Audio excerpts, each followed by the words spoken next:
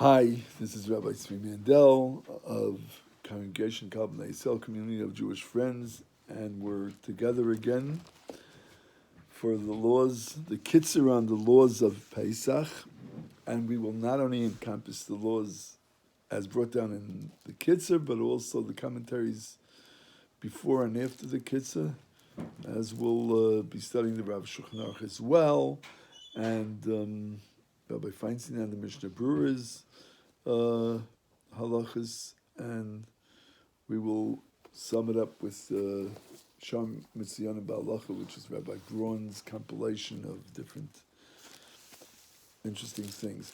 So we're going to go to 114 now, which explains the laws of the sale of chametz. It's not that everybody sells chametz. It's either a rav, a rabbi, or a bezin, the rabbinical court, that are allowed to sell it, because it's not just sold by going to guy and selling it, as we'll see. But we're learning this just to get the knowledge, because it's very rich with knowledge, this chapter. And after that, yet this week we'll also do the laws of Haggalah, which is also kashering utensils, which we spoke about. And then the beginning of next week, we'll do the practical halachas about making the seder and how to do things in a practical way, and that we need to know not only for the knowledge, but also for practicality. And we'll wrap up the week with Haggadah commentaries and insights about the Haggadah. Okay. Tonight is Monday night, Vayikra, the beginning of the third day of Nisan.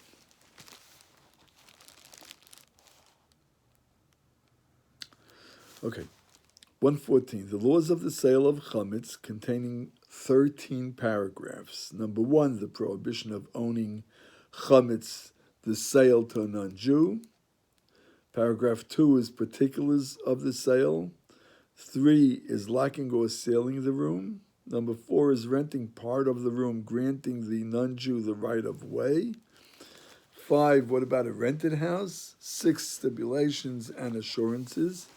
Number 7 is an apostate. Interesting halacha, a mummer, someone who either converted from Judaism, away from Judaism, or someone who specifically against Judaism. But as far as we're concerned, he's a Jew. We'll see in 7. Paragraph 8 speaks about chametz in a different place or in transit. Number 9 is a mill. Number 10 is selling animals. Number 11, lending chametz. Number 12, chametz of a Jew in a non-Jew's possession, or vice versa.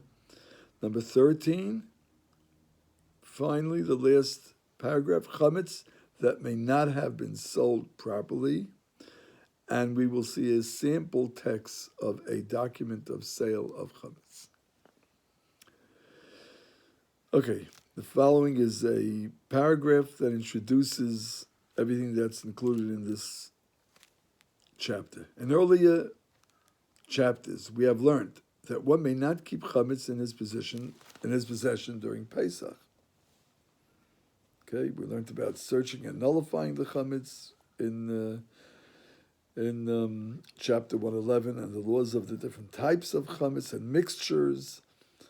In 112, we learned all that in the past. Now, chametz that one has sold to a non-Jew before the time that it is prohibited to benefit from chametz, which we learned about in 113, is not subject to this prohibition, since the chametz is no longer owned by a Jew.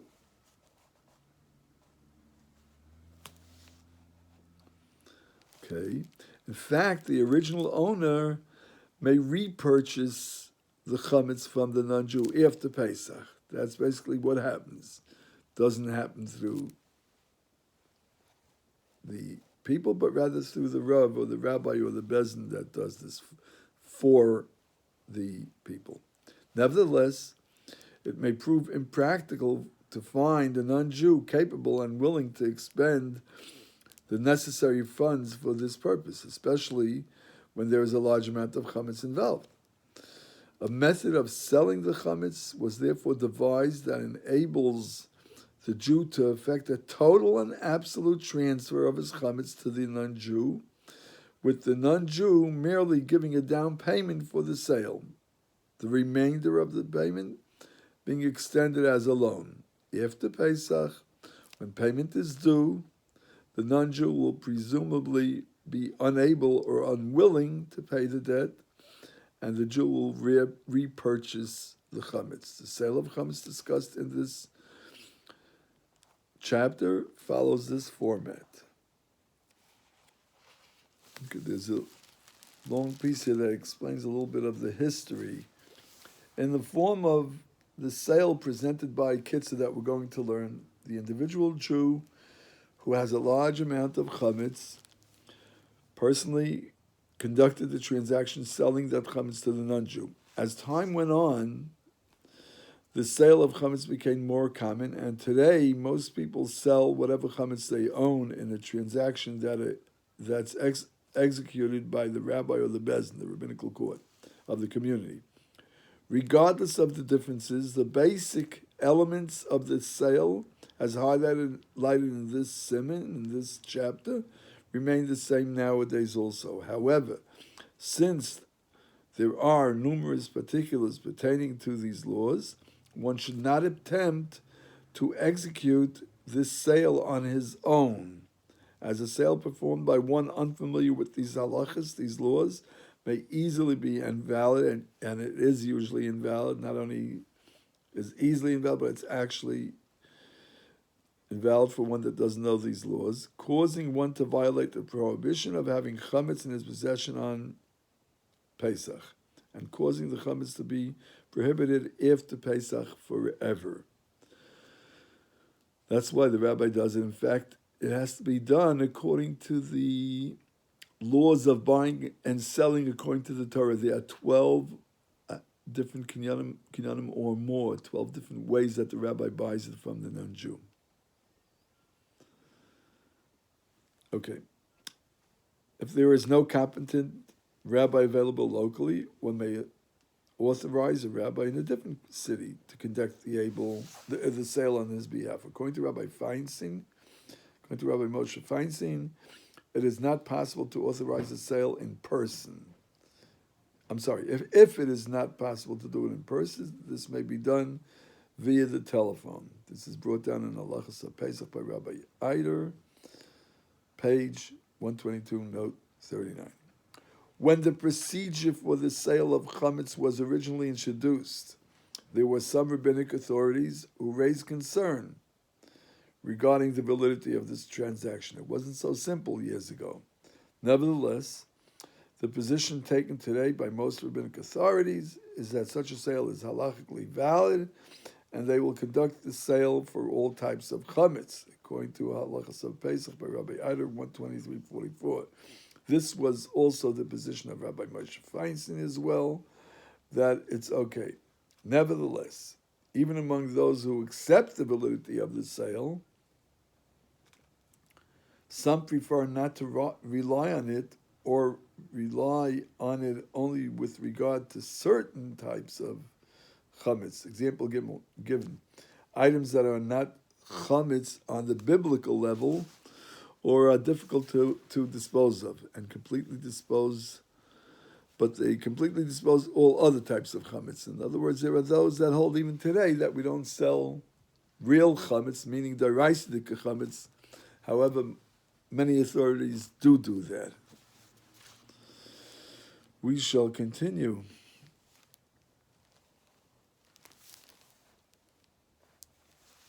Okay. Paragraph 1. A Jew who had his own chametz in his possession on Pesach, God forbid, right, transgresses each and every moment of Pesach. Each and every second, he's doing a sin.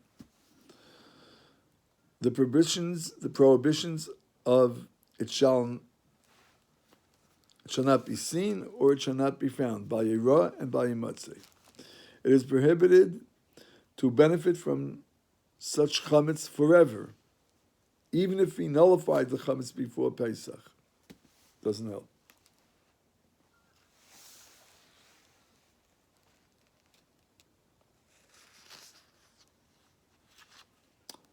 Okay.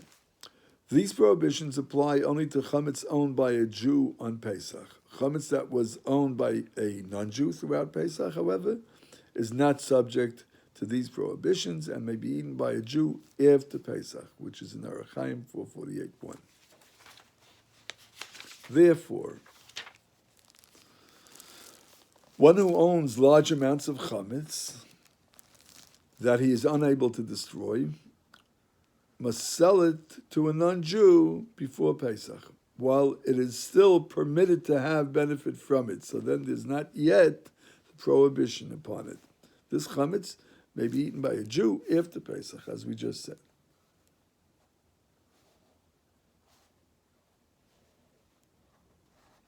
Even though the Jew actually knows that the non-Jew will not touch it, or he'll return it to the Jew after Pesach, still it's allowed, and this is how it's done. The concept of the sale of chametz should not be viewed by the person as merely a ceremonial act. Rather, he must make a conscious resolution that he is truly selling his chametz to the non-Jew in a fully binding and irrevocable sale. He may not sell it for more than the appropriate price. Since there are halachas about when something is, when there's a concern that the excessive price may make it invalidate the sale, so then he's really in trouble because then he didn't really sell it. So when it's sold by the Rav or by the Bezin, it's not sold by a very high price. He may also not sell it. After Pesach, he asks the non-Jew, in other words, the rabbi does all this today, to repay the debt, in other words, the balance of the sale price,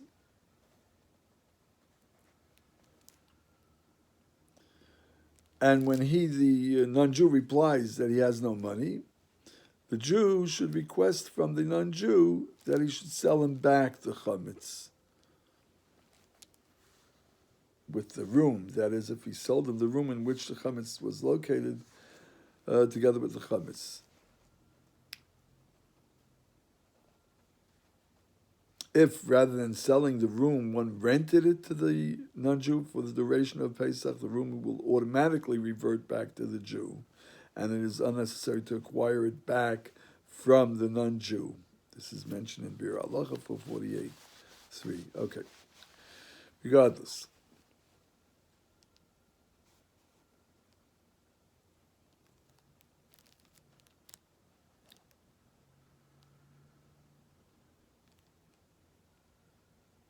So he tells him to sell him back the chametz with the room. If the room is sold, some do, some don't, I guess, for such and such amount of money.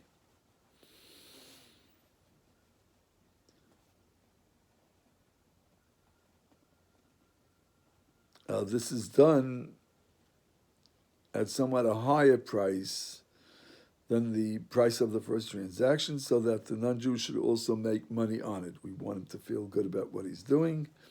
And if the non-Jew refuses to sell back the chametz, one may not sue him in court or use other means of coercion to force him to sell it back. I never heard of such a thing in my life.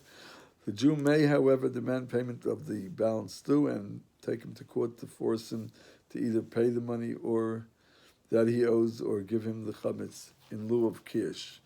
Mishnah Berurah 448.13. When buying back one's chametz and property, in addition to giving the non-Jew money, one should also have the non-Jew return the document of sale. Okay. You get it back, don't worry about it.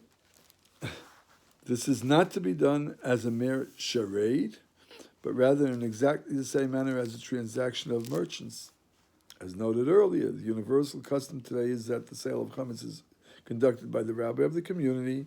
When one appoints the rabbi as an agent to sell his chametz, he must specifically tell him that he is appointing him as an agent to sell his chametz, to rent the place where the chametz is located, and to award the non-Jew the right of way to access the chametz. This is brought down in Igros Moshe, Orach Chaim 1, number 150.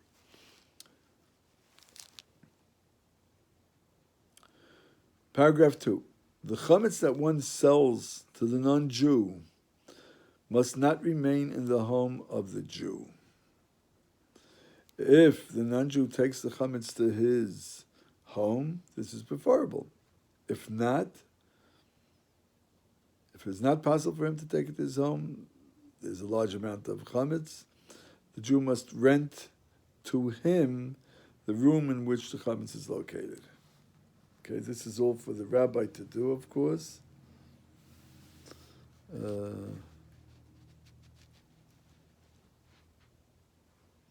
This is equivalent to the chametz no longer being in the Jew's property. That's Mishnah Berurah 448:12. If this too is not possible, such as where one needs to make use of the room, another method, which will be detailed below in paragraph 4, may be used as well. Okay, we'll see that over there. One must write in the document the name of the purchaser, in other words, the non-Jew who is purchasing the chametz, and the amount for which he rented the room, and also that by dint of acquisition of the land, in other words, the room, he has transferred ownership of the chametz that is resting there to the non-Jew. Now, one does not obtain ownership of an object unless a halachically affected kinyan, act of acquisition, is performed.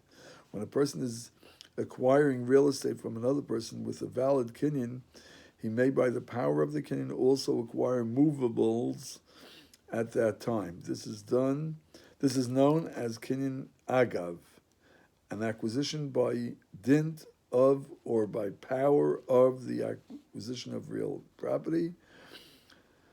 And there is dispute between halachic authorities regarding the validity of various acts of acquisition, including kinyan agav that we mentioned, for a transaction between a Jew and a non-Jew.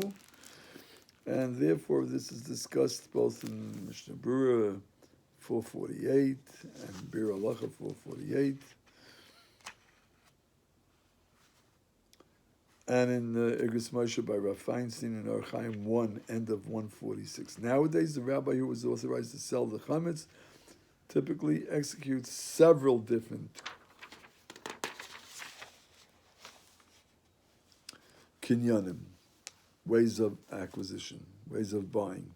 He should stipulate that any or all of the kinyanim that are valid should be effective, so that it not be perceived that he specifically wishes to affect the kinyan with all of the kinyanim. Okay. As I said, there's 12 different kinyanim, different ways of buying it that have to be done according to the Torah. And we will go further. He is to specify the unit price for every type of chametz that he is selling to him. One is not required, however, to delineate the total quantity. He may simply write the price per unit and add the words until the time that it is measured. This is brought down in Pri Megadim, which says 448:4. That is, the document states the price per unit. Example given: 50 cents for each pound of spaghetti, $5 per quart of vodka, and that the determination of the actual amount to be paid remains subject to measuring that will take place after Pesach. Alternatively, one may list the types of chametz and stipulate that the valuation will be determined by the appraisal of a certain individual or by a panel of 3 experts. See Igros Moshe Orach Chaim 150 for various methods of choosing the members of the panel.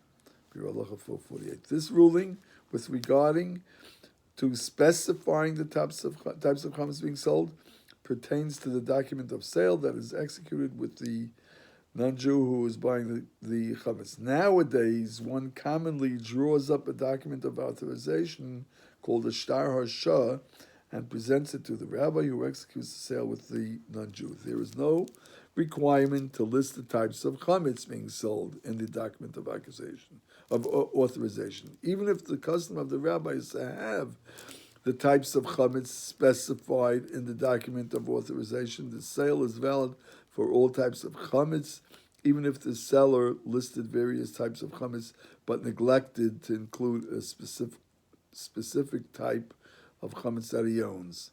Or if he included a type that he does not have, it is nevertheless advisable to specifically state in both the document of sale and the document of authorization that all types of chametz are included, even if they are not enumerated.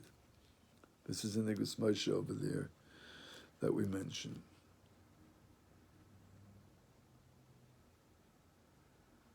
Whatever is written in the document, he is to stipulate with the purchaser orally as well. He has to speak it out with him as well. He should receive a down payment from the non-Jew, and the remainder of the money due, he should extend to the non-Jew as a loan. The entire agreement is to be written in the document. He is also to give the purchaser the key to the room. Alternatively, one may tell the non-Jew that whenever he wishes, he may come to pick up the key. Let's say he doesn't have to physically give him the key. See Mishnah Berurah 448:12. It is prohibited to put a seal or a lock on the room or the chametz in order to prevent the non-Jew from accessing it.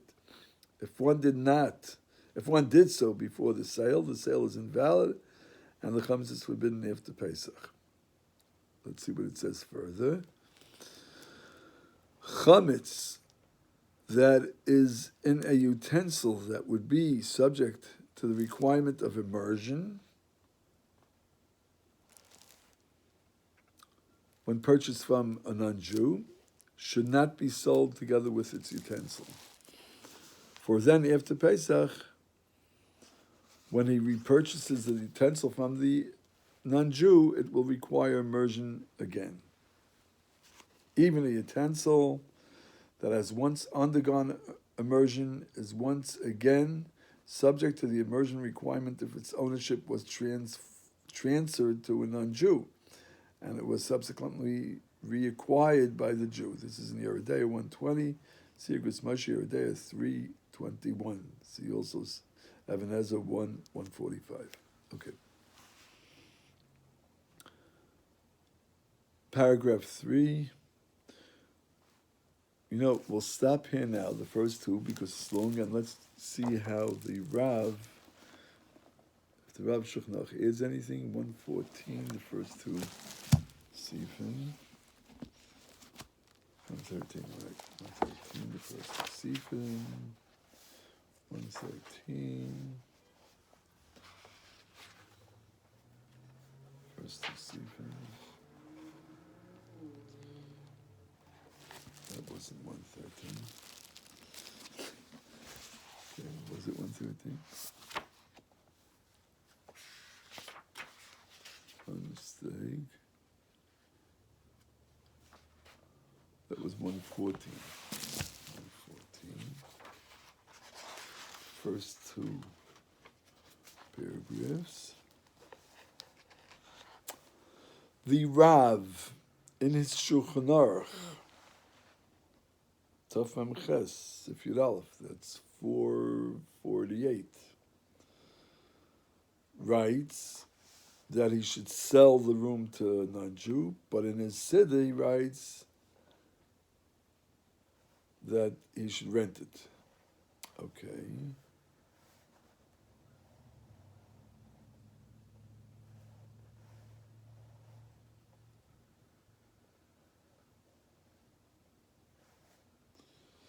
Again, the Rav in his Shulchan Aruch writes that the transaction of selling should be according to the amount that's considered in this city where he's selling the chametz, without specifying how much per amount it comes out to.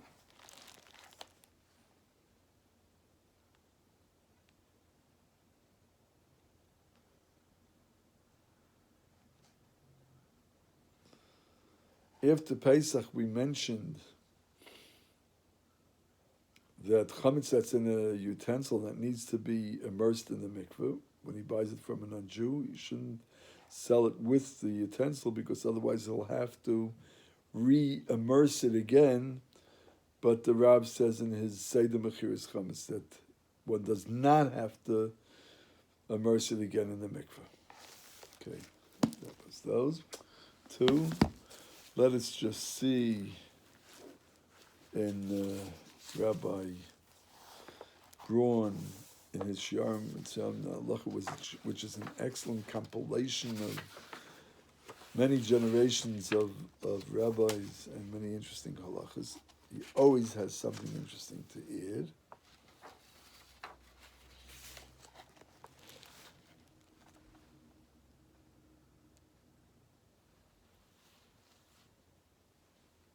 Interesting shilas. So the Pri Megadim in his introduction, Kailelis, Chelik Beis, Eis Beis, questions whether if there's chametz that belongs to a irresponsible person, like someone under bar mitzvah or a shaitis, someone who's mentally challenged, or a cherish, that was not given the attention throughout Pesach, so now it's prohibited to have any pleasure from it. After Pesach, he didn't do all that we're studying about, so it's questionable, he says. Pri Megadim, in 434, Taf Lamed Aleph of Cotton Test says that the chametz that belongs to a orphan, God forbid, that's underage, one may say that it's permissible.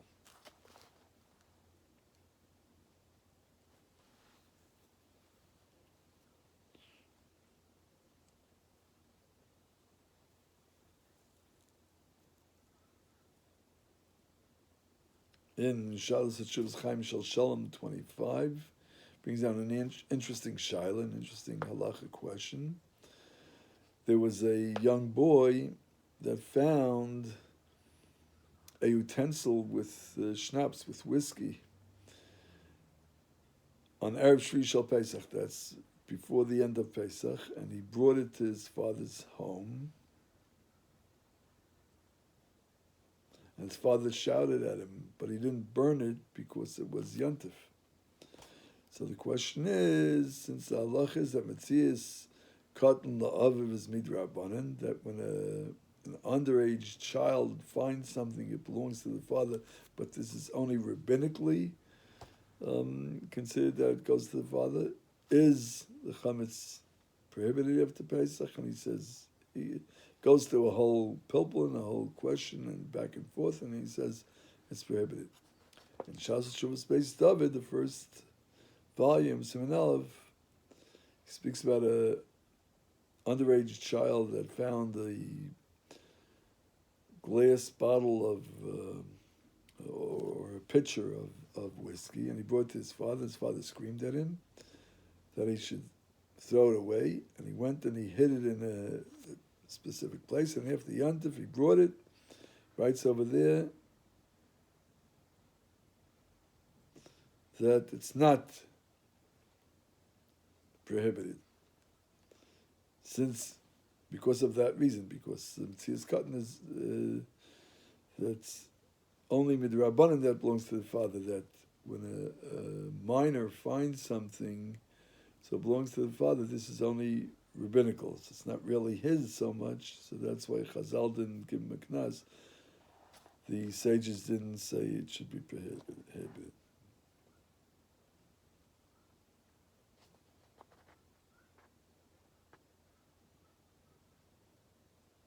Here's an interesting shaila in the Shas Shuvas Nun. Speaks about a story where the priest in a certain city didn't like Jews too much, so he told all the non-Jews that they shouldn't buy the chametz from the Jews. So the question is over there, if there's a het, if it's permissible to give the chametz as a present to a minor, and a minor, according to the biblical halacha, biblical law, can acquire something when someone else is giving it to him. And he says, because of the situation, An emergency, perhaps you're allowed to, but this is an uncommon thing. And they should do a kinyan in acquiring according to the Torah. That's valid according to Torah law. In other words, they should say in front of two people that are over bar mitzvah, that are responsible, that the chametz belongs to this person.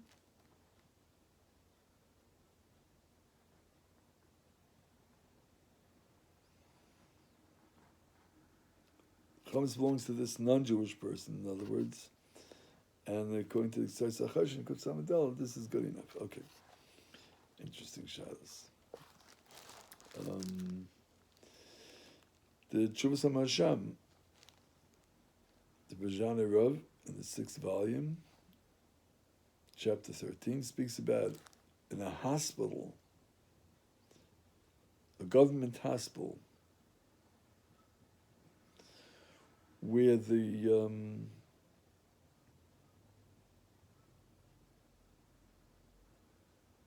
director is a Jew, and he lives over there in the hospital in an apartment for himself. And many times when he buys different things that he needs for the medications, he brings them into his house first, and then he gives them to the hospital.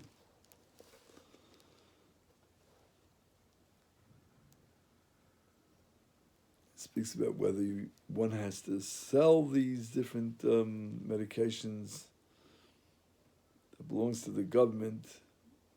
Really, he never acquired it. It should be his. He only brought it into his possession.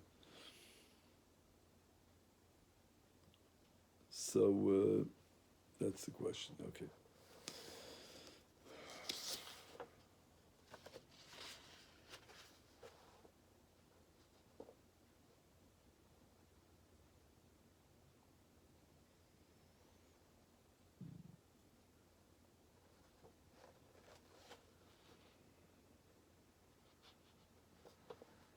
The Avnei Nezer, the Sach Shabbos, speaks about it in the case, boy, in Shemem Ches.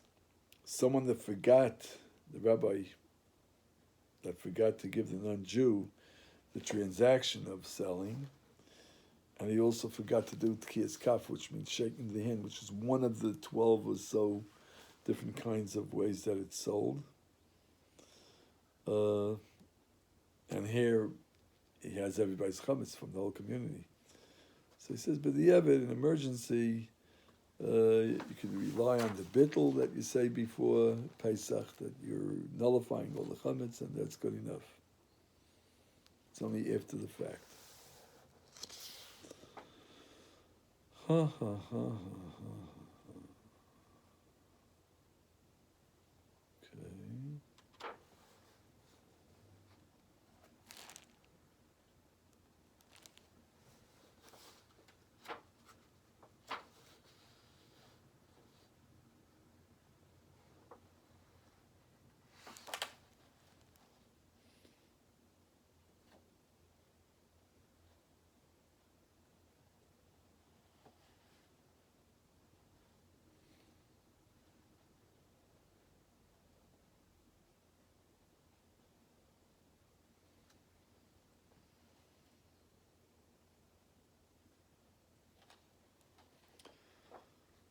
We'll stop here meanwhile. Have a good night.